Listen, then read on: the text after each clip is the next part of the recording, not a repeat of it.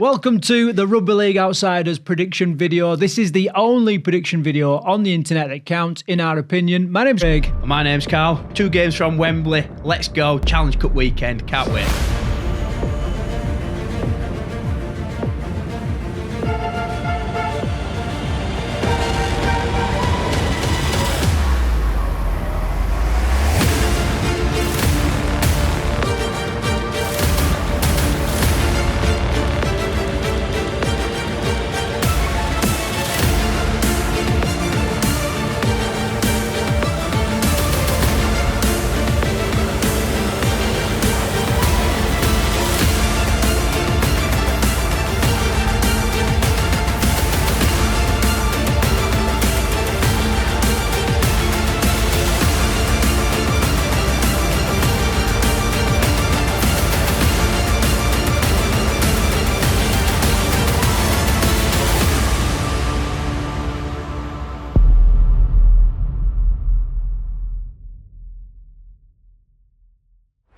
Right, we're going to go straight into it then. A little bit of a roundup of the games from last week. Starting off Thursday night, we had a cracker with Castleford versus Hull FC. Yeah, Castleford still struggling defensively, just can't get together. Frustration starting to show now with Danny Maguire. But Hull FC just keep getting stronger. They're getting some consistency now. Herman SASA, arguably one of the best props in the league at the minute, and he's going to bring it this week to the Hull derby. Yeah, and Aidan C's having a cracking game and currently sitting second in the table as well. Yeah, I mean, this just lines up perfectly for this week's game, doesn't it, between FC and KR. So, yeah, Castleford 14, Hull FC 24.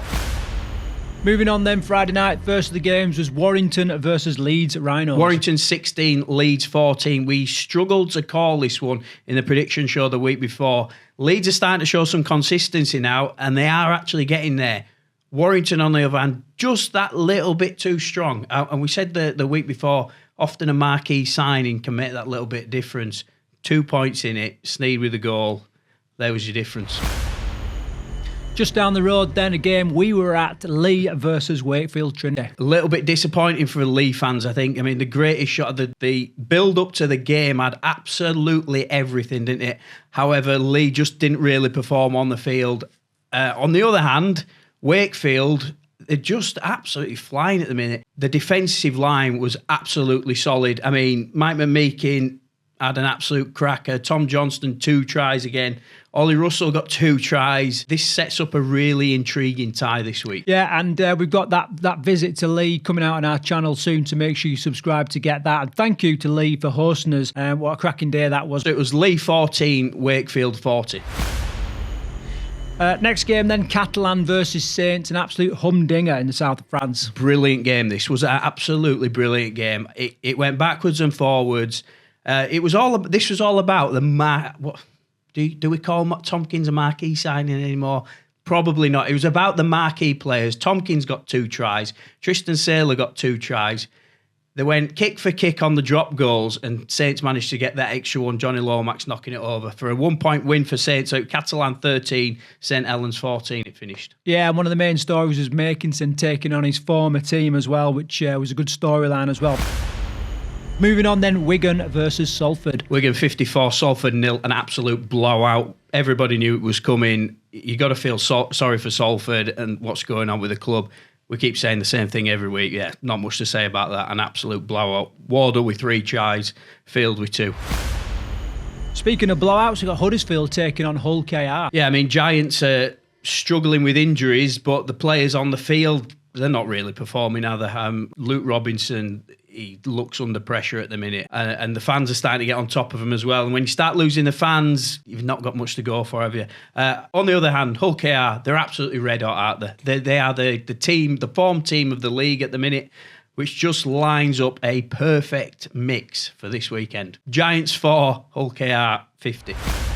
Okay, that's the roundup for last week's results. Some great games and a couple of blowouts. So moving on now, April the 4th, we've got the quarterfinals of the Challenge Cup This year is flying by, isn't it? Yeah, I mean, we have had the Challenge Cup earlier, haven't we, this year? But yeah, we're lining up Wembley already, so yeah. Yeah, so we've got the quarterfinals now. We're already talking about Magic Weekend and that kind of thing. It's not going to be long before we hit the Ashes, which is absolutely selling out in a minute. Anyway, less about that and more about this weekend's game. Kicking off Friday night, we've got Catalan versus Salford. Catalan currently 3 from the last 6, sitting 9th in the table, and Salford 2 from the last 6. All sorts of stuff going on off the pitch, as we know, currently sitting 11th in the table. We're recording this a little bit later than usual on a Thursday, but even now we don't really know what to say about Salford because we don't know what team they're going to put out. Is it going to be a team of kids? Is it going to be a team under a cap? Are the owners going to put some money in and we're going to get a full-strength Salford side? Either way, I think you're going to see them struggle at the weekend. However, the players have been incredibly resilient with everything that's been going on. Yeah, no, I completely agree with that. Unfortunately, I'm going to say Catalan win. I think on a full-strength team, Salford win this at the minute, every day of the week. But right now, it's just... I disagree there. I disagree. I think, Catalan had a really inconsistent start to the season. Not even inconsistent. They were pretty terrible in some early rounds. I think Theo Farge and Luke Carey are starting to click now a little bit. Yeah, their half-back pairing is getting settled. And we always said, didn't we, Luke Carey is going to take a while to settle into the Super League. It always happens with the NRL players coming over. Them two are settling down. Tompkins is back playing arguably not his best rugby, but he's certainly there, isn't he? He doesn't look like he's suffering from injury anymore. And I saw the bite back in Tompkins this week. He that niggly side of it, winding up the opposition.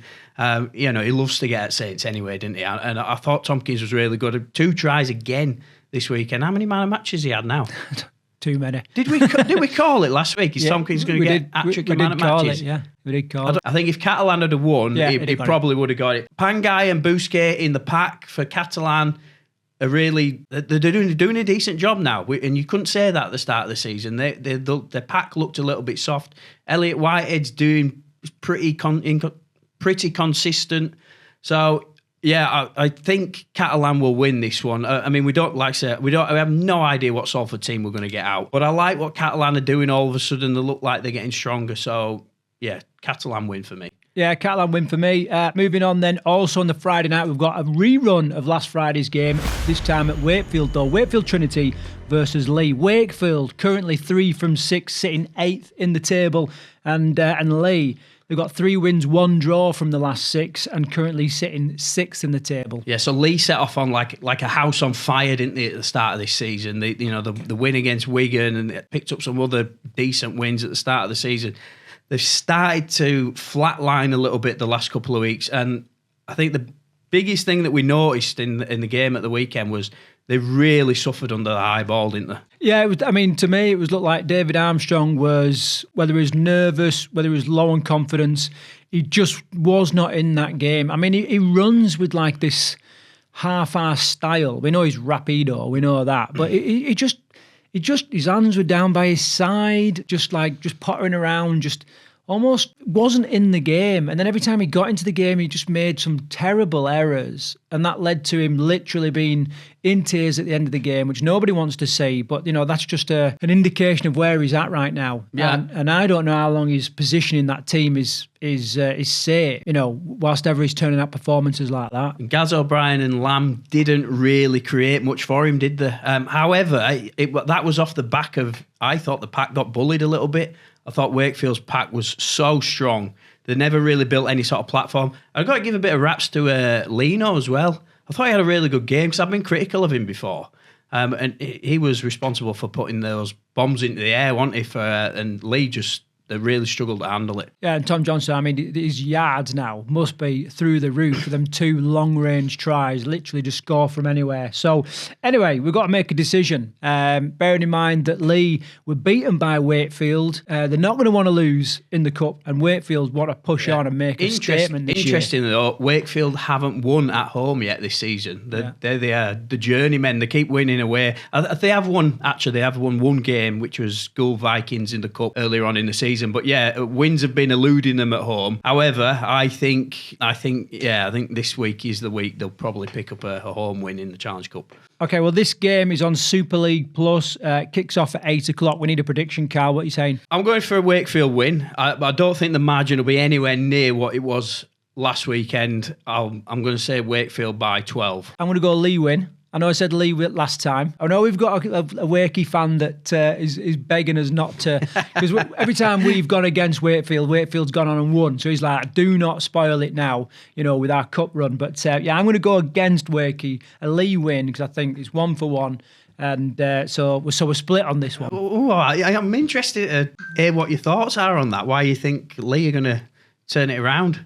We was talking to people that knew about Leeds much more than we did at the weekend, and they said, look, we don't think we'll win both games. We might win one of them, but we'll win one. They lost last week. They had an absolute rollicking, didn't they? The week before, getting like beaten up by LKR and what have you the week before, and they'll have had another bollicking again, and I think they're just going to come good. I think it's going to be really, really close, but I think Leigh are going to pull through. That's as much as I've got. I'm looking at the forward battle in this one. Yeah. So you got Mike McMeekin, Isaiah Vagana for Wakey, who played shit hot, didn't they, at the weekend? Yeah. But then you got Owen Trout, Jack Hughes. Owen Trout was on fire. Yeah, Owen Trout's playing really well in it. Jack Hughes hasn't quite hit his straps this year. Yeah, I think that's where this battle's going to be, because Wakefield dominated in defence, didn't they? Especially in the middle of the park. They just hit Leigh with everything they had, and Leigh never really got going. If Leigh can turn that around, which I do believe they can,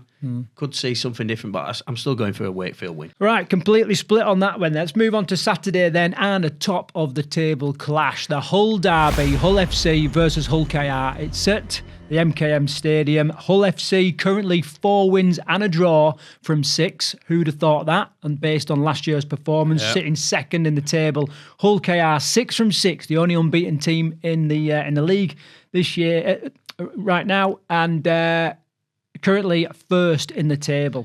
Does it get any tastier than this? I mean, I'll show you some of the matchups that we've got going in this game. First v second in the table. It's just got everything is building for an absolute explosion on the field this weekend. I'll go with the halves first, right?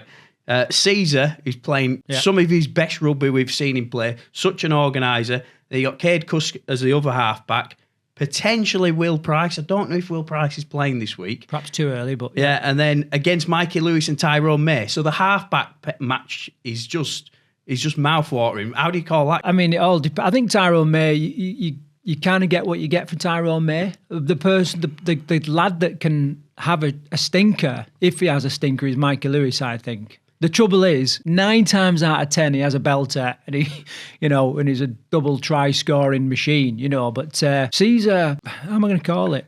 I think the OKR halfback pairing have just got the edge on the OLFC, and they've certainly got momentum, haven't they? Yeah, I mean, Mikey's playing electric, isn't he? But there is always that little question mark about his defence. Sometimes I know that's going to be unpopular. The comments will go straight away. And his attitude can break. No, I love his attitude. Yeah, no, I'm not. I know we love to watch it, but I'm saying it can get in the way sometimes. His petulance. That is what could be quite interesting to watch with the Hull Derby, because he don't take no stick, does he? And he likes winding the away fans up. So yeah, I'm really looking forward to that. I mean, like in the forwards, then we got like Herman Sasa. Yeah. He's arguably one of the best props in the league this year. He's going up against JWH.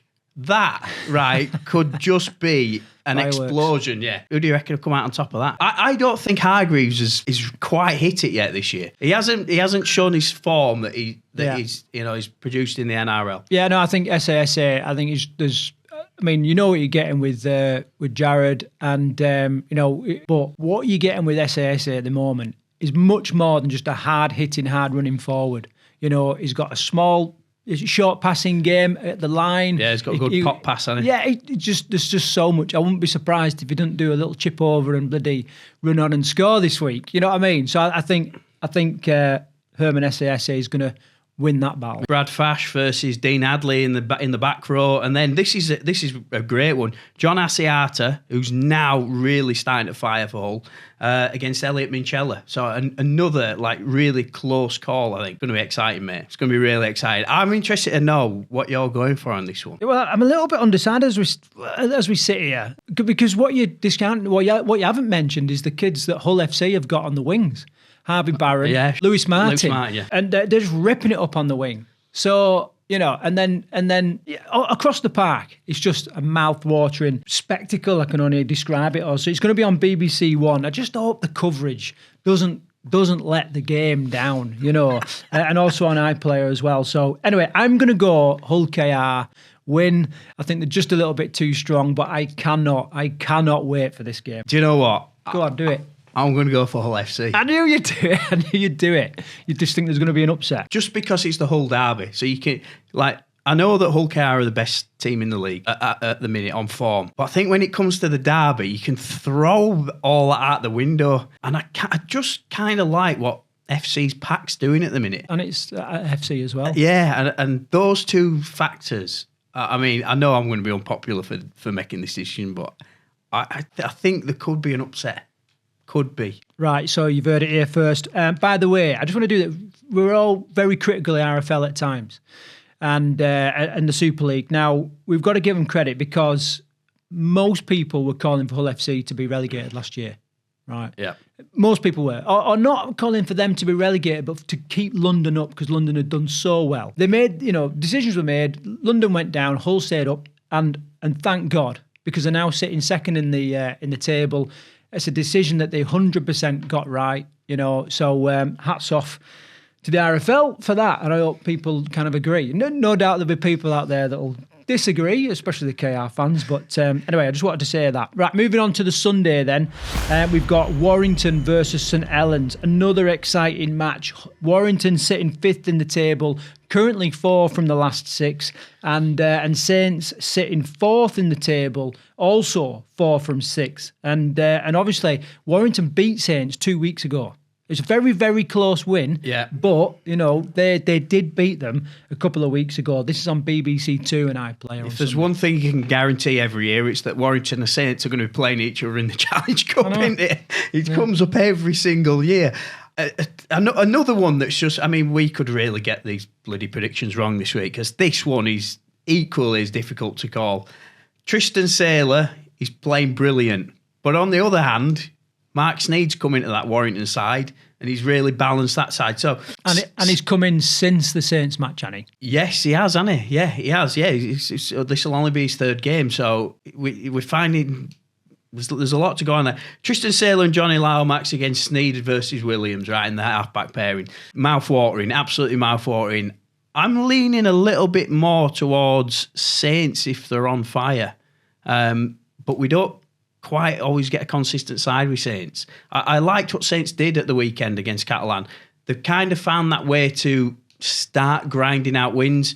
And if you'd have gone back last season or even a few weeks back, I think Saints would have struggled against Catalan.